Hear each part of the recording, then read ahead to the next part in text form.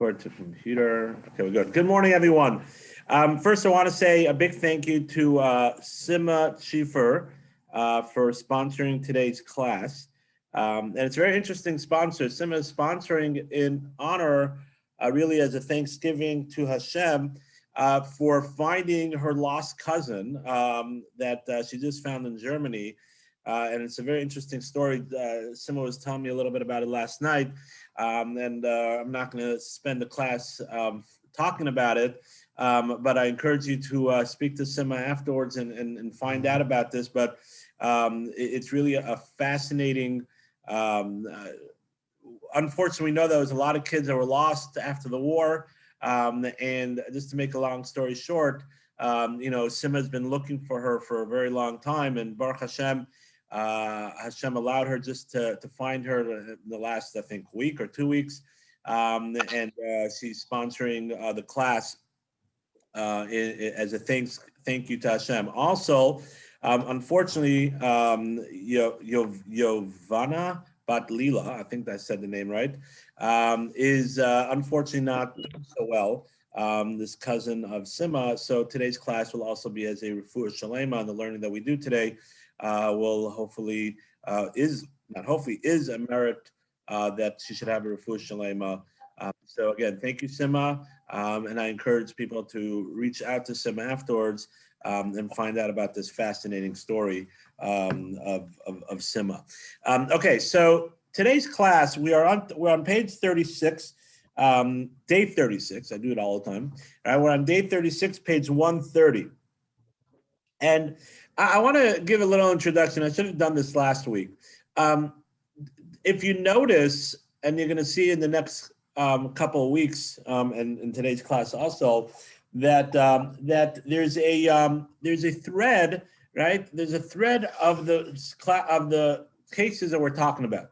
The cases, excuse me, the different scenarios we're talking about are different scenarios of where one would be in the position of maybe being toelas, means to say for a constructive purpose, and then seeing if these fit into the categories that we spoke about, I don't know, probably about a month ago now, where we put the list on the computer and we went through the 7 different categories. So we're talking about different cases. Some of them might be a little obvious, right? Some of them might be a little, remember last week we had a little, right? But the idea is to really show how this is practical in our daily lives, right? Because sometimes, and this is very important, I'm a big believer in learning things both in hypothetical, but then also trying to make sure that we find the practical application. Right. So sometimes in certain parts of learning Torah, it's a little hard. For example, when learning about the laws of sacrifice, I'm doing Daf Yomi. I think I mentioned this before, and we're learning the tractate of Pesachim. Right, Pesachim talks a lot about the laws of Passover, Pesach. Right, laws of Passover. But a big segment of the tractate gets not off topic, but it starts speaking about the Passover sacrifice, and it talks a lot about the laws of different sacrifices.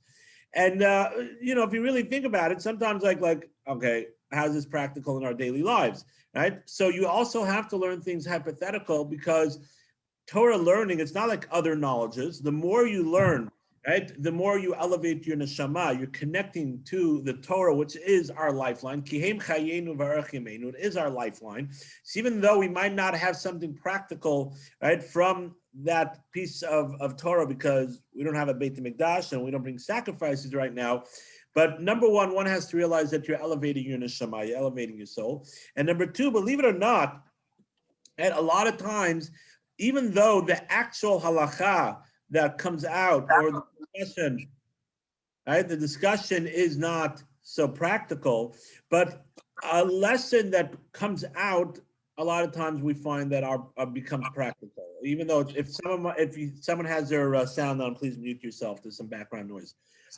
So there's also some practical applications of coming out directly from that discussion in the Talmud, but other discussions from the Talmud. I'll just give you one example, right? I know getting a little off topic, but that's what we do best, right? Let's give you one example the Talmud speaks about regarding the way the Torah mentions the animals. And it says, we find that the Torah, whenever it speaks about an animal that's not allowed to bring as a sacrifice, it's called behemoth she'ena tahora, an animal that's not pure. Right? It's not so off topic because it has to do with speaking. Right? Behemoth she'ena tahora, an animal that's not pure. Now the Talmud says, why doesn't it say behemoth tahora, behemoth tamea, behemoth, an animal that's not pure? Tamea, tame, is not pure. Why does the Torah say behemoth she'ena tahora, animal that's not pure? It's extra words. And we know that the Torah doesn't have an extra letter. So why does the Torah say behemoth she'ena tahora, an animal that's not pure? And the Talmud learns from there, right, a lesson regarding the way we're supposed to speak, to have refined speech. And you know, I was talking to someone else the other day, and we were sort of discussing that unfortunately, you know, speech and the way we speak has become very, how do I say it? You know, we've been very careless, not only in the laws of Lashon Hara, but regarding profanity, regarding, you know, the conversation was revolved around swear words, right? And other form of words that people just saying the F or the S word, more the F, it's become part of, you know, unfortunately, some people's vocabulary, right? They get upset. Oh, they how, right? It's become, you even see it in offices and people on the phone, and it's become so like normal, right? To talk in such a way. And the Torah is telling us we have to be more refined, right? We have to be more careful the way we talk. And therefore, right, the Torah goes ahead out of its way to say behemoth she'eno tahara, an animal that's not pure. Instead of saying behemoth tameh, an animal that's impure. You're gonna say, like, come on, what's wrong with impure? You're right. But the Torah is teaching us something. And that's just one lesson. And when the Torah is the Talmud is learning about the laws of different sacrifices, the lessons that we could derive. Now, I know I sort of got a little off topic, but I think this is very important to remind ourselves, especially when we're going in through some of these different scenarios that seem a little, okay, we get the point. It is extremely important to make sure that we see the practicality in our daily lives. And therefore, the scenarios that are given, some of them are like, really, that's not so realistic. Who's really going to do that? And some of them are, oh, wow, okay, but that's pretty obvious.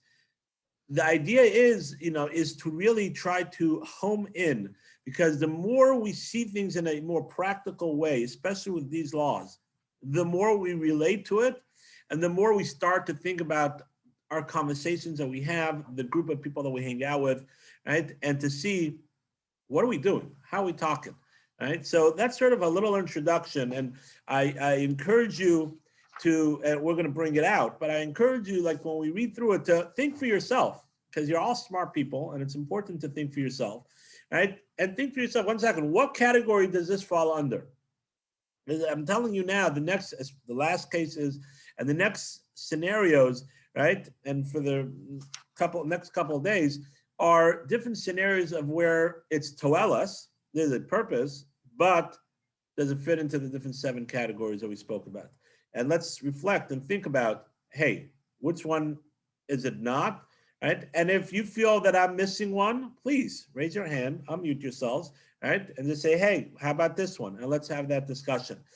Because really the best way to combat changing our hergel, our inrote, our way of just acting, is to really stop and think about different scenarios and say, oh my gosh, you know, I do that. Because so many times we don't realize what we're actually doing. Right? We're just talking and doing. We're righteous people. Like, I want to speak Lashon Hara. Like, come on, right? Me, right? But we don't even realize that sometimes the scenario is a scenario of Lashon Hara. Okay, so with that introduction, let's start day 36, page 130. So the scenario is like this, right? You worked for a woman who you consider to be a tyrant. Right? A lot of tyrants in this book. Right, so you could work for someone. If it's a woman, it's a man, doesn't make a difference, right? And she was, the two of you never got along, right? You never uttered a word of, she never uttered a word of praise for your work, right? You disliked her, right? Ended up getting fired. At the end of the day, you guys had it out, right? There wasn't a day, right, that, you know, you didn't have something negative to say about her. She didn't have anything nice to say about you, right? Vice versa, right? And it was just not, as we say, not a good shidduch, right? It wasn't a good match. Now, right, someone you know is considering allowing her son to go out with your former boss's daughter, right? So what are you, should you tell her what kind of mother-in-law he might end up acquiring? So what do you guys think? Let's, you know, let's open it up for discussion. What do you guys think in this scenario? Right, there's a lot of different things. Number one, right, one could say the daughter is not the mother, right? But at the other hand, you're right, the daughter's not the mother, but in most normal marriages, right, you know, the mother-in-law has a big influence on the marriage, right? So you're right, the daughter's not the mother, but at the same time, he is he's getting the whole family, right? So that's something that he has to be aware of. Right? On the other hand, right, you have to think, where is it coming from? And is this really Toelis? And so there's a lot of different variables to think about. So Bonnie, I see you unmuted yourself. What do you think, Bonnie? Well, first of all, obviously in the workplace, maybe she's a little tyrannical, but I'm just thinking maybe she's a different person in a social and home setting. Just a thought. I just putting that out there. Okay, that's an excellent idea, excellent point. I actually did not think about that. Right? Bonnie is pointing out an excellent point that just because she's not the best in at work, right? She's she's aggressive in her business. She wants to make sure that she is the most successful, right? Doesn't mean to say, right, that right, doesn't mean to say that she won't be a good mother-in-law, and that, you know, she won't, that her son or whatever it is, right, won't find her, you know, pleasant and nice in the home or around. Excellent point. That's a very good point. All right, I actually did not think about that. Anybody else?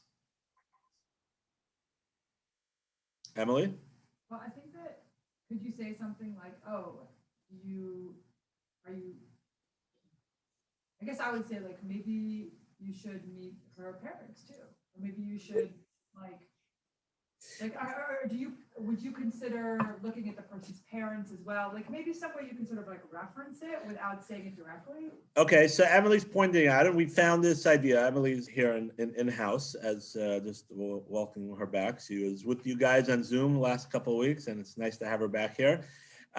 So Emily's pointing out that maybe, right, like we've talked about before, maybe she should, you know, sort of lay down some hints. He said, you know, I don't know much about the girl, but it's, you know, it's always important to do your research, you know, not only about the girl, but the whole household, the whole family, right?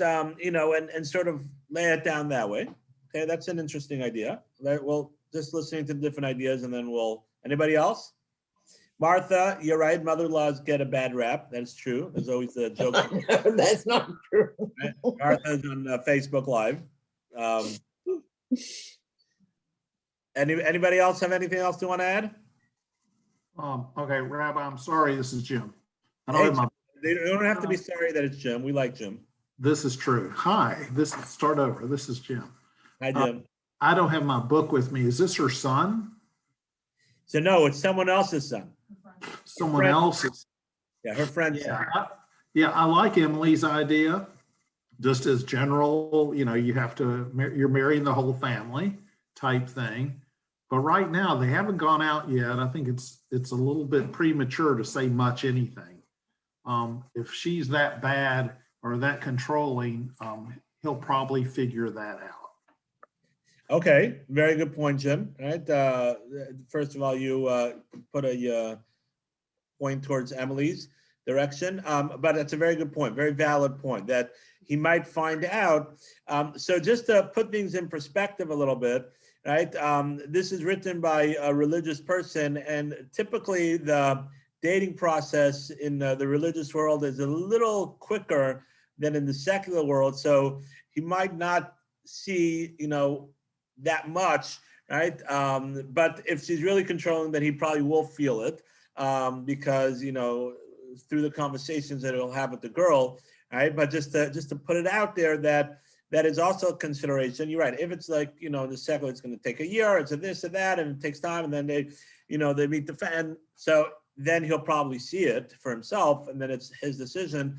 Where in the religious world, not everybody, but a lot of people, the dating process is much quicker, and not just to put it out there, but you know, some of you know this already. Me and Devora, right? We dated for 2 weeks before we got engaged.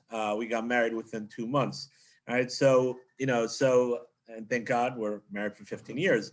But you know, I'm not saying what's right and wrong and what's the best way to do it, but that's also a consideration that not necessarily in a situation like this would you know, you find that out. But yeah, the in-laws meet each other first, you know, but you know, but it's a lot of times on that you're on your best behavior and things like that, and you know, so and again, you're right, Jim. Your point is an excellent point, right? But it also has to be known for the scenario of what's going on, right? So I want to home in on one idea, right? That you know, and this is the point they bring out. The Chavetz Chaim points out, and he, again, this is in the chapter that the Chavetz Chaim talks about all the 7 categories, and he repeats it and goes into detail because it's so important, right? That all these things that we're talking about, right, have to be made sure that that the person that's speaking, and if you look now, and I'm happy that you got, or maybe you did look at it, but you gave your own thoughts, which is good. It's always good, right? And the points you bring out are not just valid; they're correct and things that we have to consider. But with all those things, the point they're bringing out is over here is that you have to make sure that you're coming from a good place. And if you remember, one of the criterias of Toeles, of giving over information, is that you're not doing it to harm the other person, not doing it from a malicious place. And since the scenario, that's why they made the case so extreme, because a lot of times it's not so extreme, right? But you're still struggling within yourself, right? But they made it so extreme to bring out the point, and now one has to reflect to themselves and say, hey, am I, even though it's not so extreme, am I having the same sentiments as this extreme case or not? And the extreme case over here is that this lady hates that person. Let's just be honest, right? They argued every day. She got fired, right? And there's definitely deep feelings, not good ones, right, in between this lady, right, and the boss.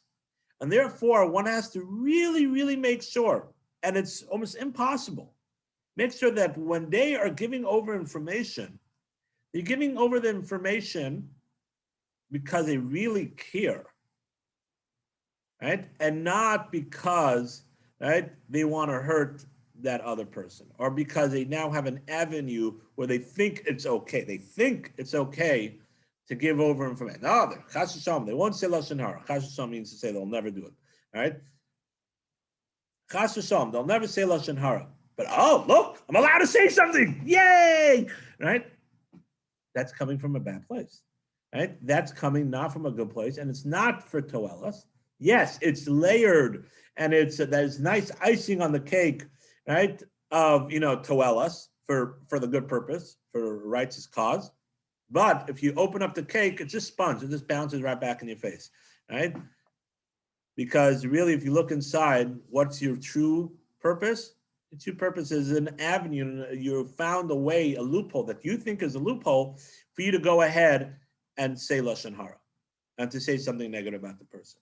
Now, if you could be certain that you're not, right, or maybe say, like what Emily was saying, right, and like Jim was, gave the thumbs up to, right, that, okay, I'm not, I really want to stay out, but I want to, and say, I can't really say anything, but why don't you, I think it's always important when you're doing research, find out everything about the family. Right? Find out about the family, speak to neighbors, speak to friends. And then, as Bonnie was saying, she might come back and say all her friends and neighbors say that she's a nice, wonderful person, a great mother, right? She allows her kids. And then you'll see, and so come back to you, said, okay, and then you'll see there was a workplace thing. It's not how she is. And there are people like that at work, they're shrewd and they're, just focused and, on their business. And, they have no feelings. And then as a human being, they're a nice person. There are people like that, right? Really? Yeah, there are. Yeah, there are. There are people that are very Why can't you say that someone's a nice person if they act that way at work? I'm not saying they're a nice person, but for their work, they're very focused on their work, and they don't a lot of times realize that they're being mean. But in their daily lives with their friends and their family, they are nice people. There are people like that, 100%, and 100%. I know people like that, right? That are in essence nice people, kind people, right? But when they get sort of in their workplace, right, they become very, focused on their work. So in that way, right, you're sort of you're avoiding saying anything, but allowing them to go ahead and figure something out, right? But the point is, whatever the case is, right, the point is that you have to make sure that the information that you're giving is coming from a good place. And my friends, it's not easy. Really not easy, right? Because especially if it's something that happened to you, if it's something that happened to someone else, whatever it is, and right? How did you find out about the information? You heard about it. What could you do, right? But now you feel, that you have to say something. So then it's much easier to come from a good place. But if it's something that happened to you personally, right? So then you really, really have to make sure that you're coming from a good. And I'm not saying it's not possible. It could be you're tzaddik and tzedekah, you're a righteous person, and you say, I really. I'm really doing this because I want the person to find out. And then if you're really doing it for that, so then you're right. You'll find a clever way of saying something, or you won't give too much detail. And then your voice will be very mellow and not dramatic, because you will be saying it to make sure that you are saying it for the right purpose. Okay. Let's do the paragraph on page 131. A very interesting idea, right? The Ralbag. Right, the Ralbag was a great commentary. He has writings on he's a Rishon, right? He has on the Mishnah, right? He has halakhic writings and many other halakhic and philosophical discussions, right? More in the Mishnah. But the Ralbag says something very interesting. And when there's a scenario, and again, there's many different cases, page 131, right? When you're talking about someone, right, because you feel that someone is being hurt by someone else, right, being, taken advantage by someone else. The case they have will be here, right, two people, right, were in business together, right, and they split up. Right, and Michal and Aryeh, those are their names, right? We have other names that we like giving, right? Chaim Yankel and Chaim Pfefferkorn and whatever, right? But let's over here, Michal and Aryeh, right? You feel that Aryeh is being taken advantage of, is being walked away with unfair percentage of the business. There are business partners and unfair percentage of the business, right? And your friends are discussing Aryeh's greediness, right? A lack of character, poor business sense, and demanding wife. Of course, the wife has to come in. I don't know why, but whatever, right? And you, and they're talking, and so this is really lashon hara because you're talking about someone else, but really it's coming from a good place because you feel bad for Aryeh being taken advantage of, and Michael Aryeh is everything feels that Aryeh, and everyone feels that Aryeh is trying to walk away with unfair percentage. Okay, you're right. I read it wrong. Whatever it is, Aryeh is right. That Michal is being taken advantage of, and Aryeh is being unfair. However way it is, even if you're talking about Michal, right, and how he's a lamol and he doesn't know how to stand up for himself, and you guys feel bad, right? Or you're talking about Aryeh and saying how he's so aggressive and whatever it is, right? I want to point out on the one of Michael in this case, where he's being taken advantage of, that where you think that you're saying something good, right? Because look, Michael, he just always gets stepped on, right? He just has no backbone, right? We really have to help him out. And you're just, the circle of conversation is just constantly revolved around, how we could help him out, but you're talking about negative about the guy, about the girl, about the whoever it is, right? You're talking about negative. You're saying negative character traits. So how are you able to steer the conversation in a way where there's a productive outcome and end this conversation? Because especially in a conversation like this, where people think that there are good doers, right? The yentas in the crowd that think that they're the good doers and they're going to help everybody out by talking about everybody else's problems, right? But they're not talking about it because we're not talking about because we hate the person. We're not talking about because, we want to talk bad about the person. We're talking about it because we care. Very nice that you care, right? But if you are nothing constructive is coming out and you're just talking amongst your friends, right? And just it's a nice pool of conversation, that's lashon hara. That's lashon hara. Again, another case of lashon hara that sometimes we don't realize, right? I feel so bad for Michael. He has to get a backbone, right?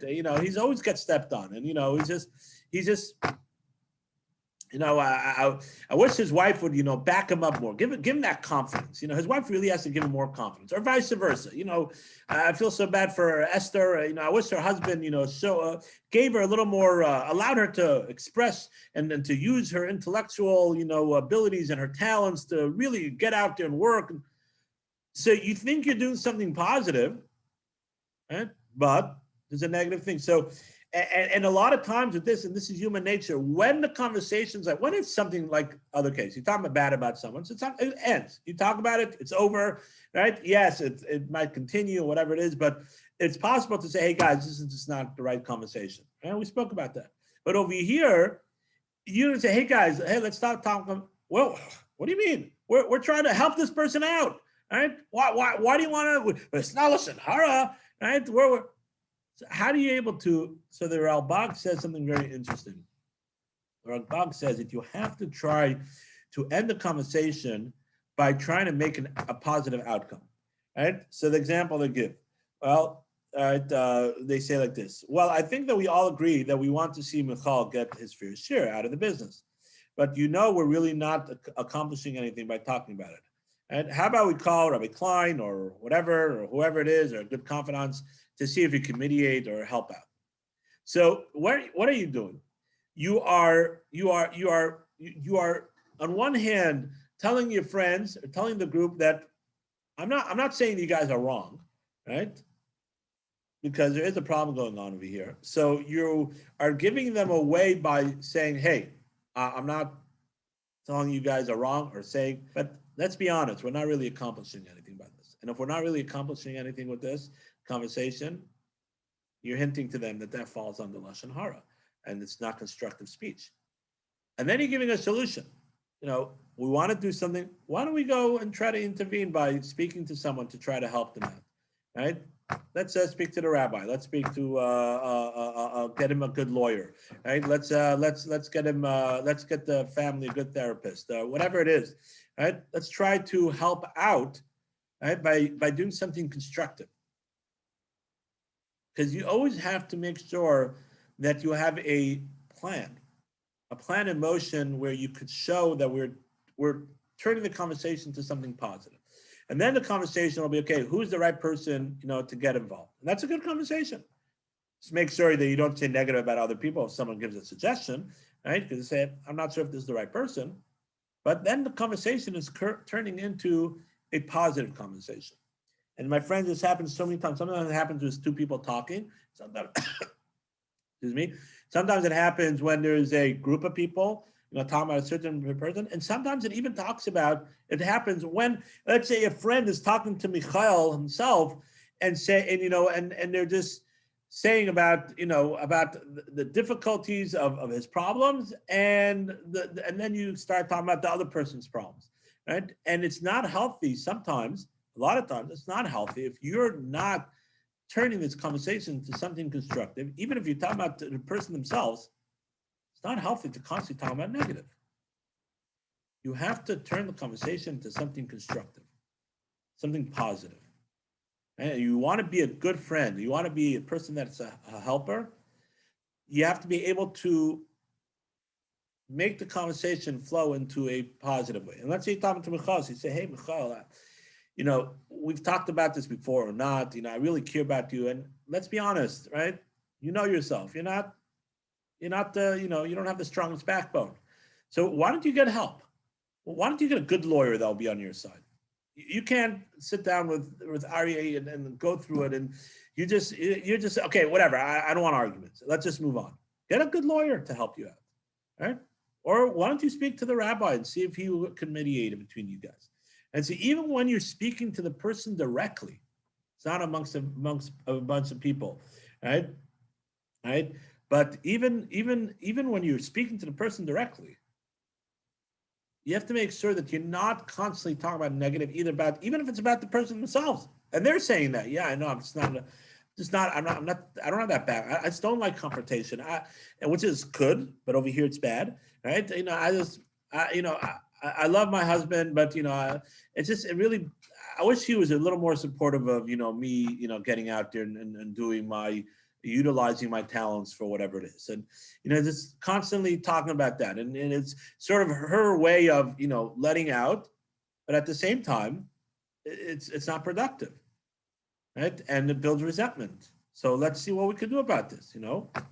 Maybe have a good sit down with your husband, or you know, get someone that could talk to you guys together, or vice versa, right? A husband about what his wife is, you know, is struggling with. Doesn't mean to say, God forbid, marriage is over. People get dramatic, right? Husbands and wives have differences and then have disagreements, and a lot of times they sort of don't want it to get too far, so therefore they just put it under the carpet, not in a negative way. But sometimes it's important. If you're constantly talking about it, then eventually it's going to build up, and it's important to have that conversation. Now, if you need help, if a good friend is there and you're talking to that good friend, so then you have to lead it in a way that'll be in a healthy way, not like, you should just tell him, right?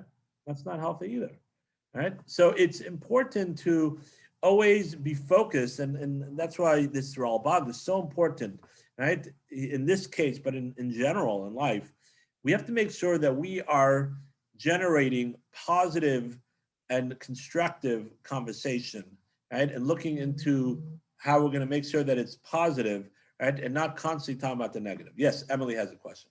No, I was just saying the first paragraph where it says like they're keeping one side in a heated dispute, and that if you try to stop their lashon hara, they'll come to righteous indignation and harder. So I had that recently where people were saying, like a group were saying something negative about someone. So I was like, oh, I'm gonna show them that that's not true. I'm gonna say something positive, and they're wrong. It made it totally worse. Right, exactly, like this, Yeah. like this point. Yeah, like it just made it worse. Me being like, oh, they're all speaking lashon hara, so I'm gonna say how good the person is, and then it just made it 10 times worse. Exactly. So, and very good. It's a live example, and I'm sure if we all think about this, we could find it's not always the best way to combat lashon hara by saying positive things about the person. Right? We saw the other day where it was something, right? Because people were talking about more. If you remember the sister-in-laws were talking about a certain person, right? You have to know the scenario. You have to know how well the people actually know that what's going on, and you have to know if the people that are talking feel that they're saying. They feel that they're being tzaddikim or tzaddikas, right? They're doing the right thing, righteous, right? In what they're saying, right? So every case is different, right? In that case over there, where you know they were just talking something they heard, right? So then you give a good information, say, hey, listen, I know, but I know this person well, and it's not true. And then other cases where the people do and they feel they know what's going on, and they feel so then. Right? That's not the right place, but you have to cover the conversation in a different way. And so this important lesson in life, again, is so important that it's not always saying good things about people. It's always good. Let me rephrase that. It's always good to say good people about people, but it's not always, as Emily showed in her case, right? That if you say something good about someone, that's automatically going to make sure that it's going to diffuse a conversation. But sometimes we have to make sure that we switch the conversation through a positive outcome and trying to show that we're going to accomplish something, and then allow the conversation to end, right? But in general in life, we have to make sure that we always are making sure that our conversations with our friends and our family and groups has a positive outcome and not always just re-talking about the negative. If you're a good friend, eventually you have to tell your friend, you know, we've talked about this many times and you got it off your chest already. What are we going to do about this? Let's talk, let's switch the conversation to something positive. What are we going to do about this? If you just keep on talking about this and keep on talking about this, it's just not healthy. Right? It's not healthy. And it's not healthy for me either. I don't like talking negative. I don't like hearing negative. I'm doing this as a friend because I think it's important that you have a somewhere to air out your feelings. But it's enough. It's enough. Right? Say it in a nice way, but it's enough. Let's try to find the positive outcomes. Try to do something positive about it. Can I just mention something that happened to me? You just triggered it. It was amazing because this happened so many years ago. So I had a dear friend, and she was in an unhappy marriage, and she kept talking and talking and talking, as you just mentioned. And I said, there's nothing I can say or do. And I think you just have to look, what you might need. I can't remember my verbiage, but anyway, what you might need to do to improve where you hold. And we didn't speak for quite some time because I think she called me maybe 6 months later. She goes, Bonnie, I want to thank you for that conversation. I made the biggest decision. We're getting divorced and I couldn't be happier. So, it's just, it's not going to come back. 100%, Bonnie. That's another example. That outcome had to be the outcome that it is, and the reason why the Torah allows divorce is sometimes that's the best thing, right? And that's why we do allow divorce, right? But at the same time, right? What you did was you told her, listen, this is not healthy by constantly talking negative, right, the whole time. So again, that is an extremely important, and I think this fits very nicely with the quote that they have, and we'll end with this today, right? The quote is, if a person keeps himself, it's from Avester of Nassan. Avester of Nassan is from the times of the Tanaim, the rabbis of the Mishnah, right? If a person keeps to himself, he is not pursuing peace. Rather, he should go out and actively look for ways to make peace wherever he or she can.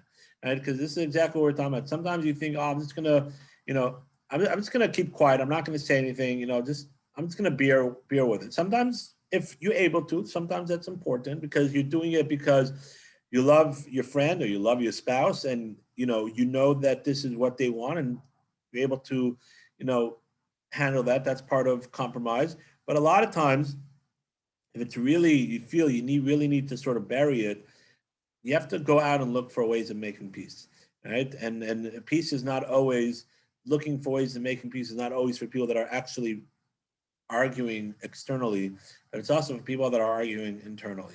And that a lot of times is where the arguments happen, right? Where people don't express themselves, right? And don't talk. I remember once hearing from someone, I'm not sure if it was from my parents or from another person, the second that couples stop talking, right, is the beginning of the end, right? Because, or friends, right? Because if you can't talk about something, you can't make conversation, right? Then there's a problem. There's a problem because you're not seeking peace. You're just feeling that you're gonna, allow it to happen, and then it's not, because it's going to build resentment, and we build this and build that, and that's a big problem. So, and this is again a lesson in life in general. Rather, he or she should go out and actively look for ways to make peace, right?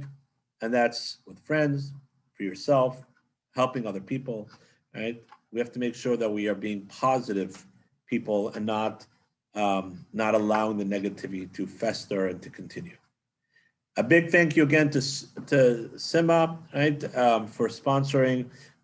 May your cousin have a refuah shalema, and we're so happy that you're able to finally reconnect with your lost cousin. Thank you, everybody, for joining us. Just a quick reminder that there is a lunch to learn this Monday, right? Please join us, either virtual or in-house in the JCA. We're going to have wonderful food, right? A great time, and we're going to be talking about Pesach. I don't remember the exact title offhand, but it's something to the effect of finding freedom, with lockdown and, and all that stuff. But, now with people getting vaccines, I think more people are coming out, but that's awesome. But we're still sort of in that mindset. So we're going to talk about how to truly find what is true freedom. So please join us for the Lunch to Learn, and everybody have a wonderful day.